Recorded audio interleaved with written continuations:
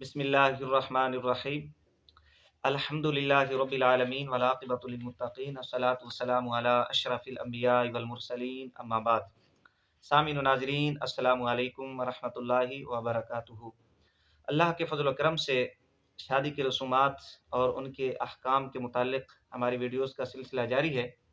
हमारी आज की इस वीडियो में भी शादी की एक रस्म जिसको ज़रूरी समझ कर किया जाता है उसका बयान और उसका शरई हुक्म बयान किया जाएगा। देहाती इलाका जात के साथ साथ शहरी इलाकों में भी ये रस्म कसरत के साथ पाई जाती है और वो है मेहंदी की रस्म।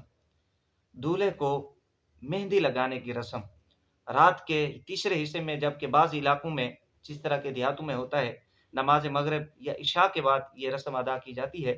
ख़ानदान वालों की तरफ से एक थाल के अंदर खुसूसी तौर पे मेहंदी का एहतमाम किया जाता है, जबकि बाज़ इलाकों में दूल्हे के दोस्त अहबाब खसूसी तौर पे मेहंदी तैयार करके दूल्हे के लिए ले आते हैं और यूँ एक दूसरे से शफ़क़त करने की कोशिश करते हैं, एक दूसरे से बढ़ने की कोशिश करते हैं।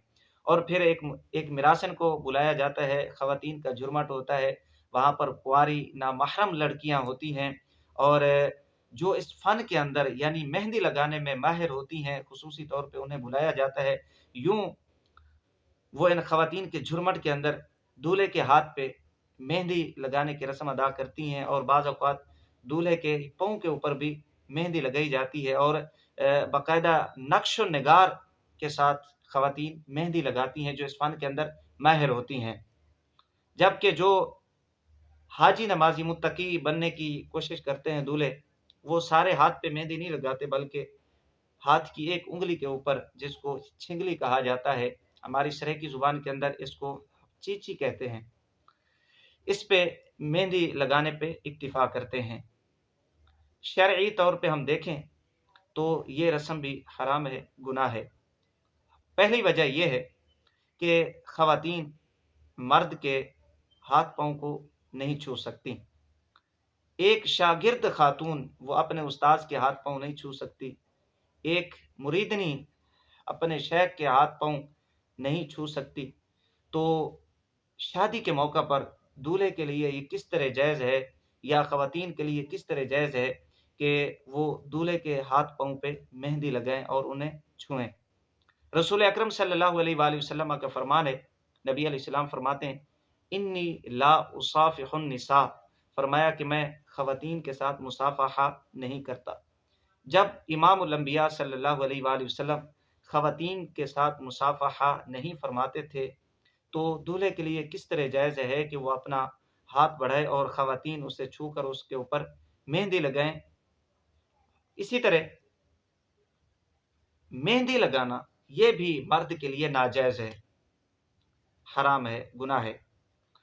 इमाम अहले सुन्नत मुजद्दिद दीन व मिल्लत हज़रत अल्लामा मौलाना इमाम अहमद रज़ा ख़ां फ़ाज़ल बरेलवी रज़ियल्लाहु तआला अन्हु सरकार फरमाते हैं कि हाथ-पाँव में मेहंदी की रंगत मर्द के लिए हराम है।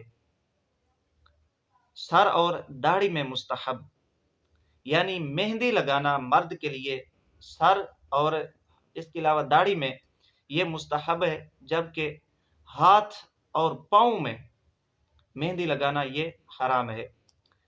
यहाँ से ये भी पता चला कि हाथ की एक उँगली के ऊपर लगाए या सारे हाथ के ऊपर लगाए, ये मर्द के लिए हराम है। इसमें ये तख़सीस नहीं है कि सारे हाथ के ऊपर तो हराम है, पाँव के ऊपर तो हराम है, लेकिन एक उँगली के ऊपर अगर लगा दी जाए तो वो जायज़ है।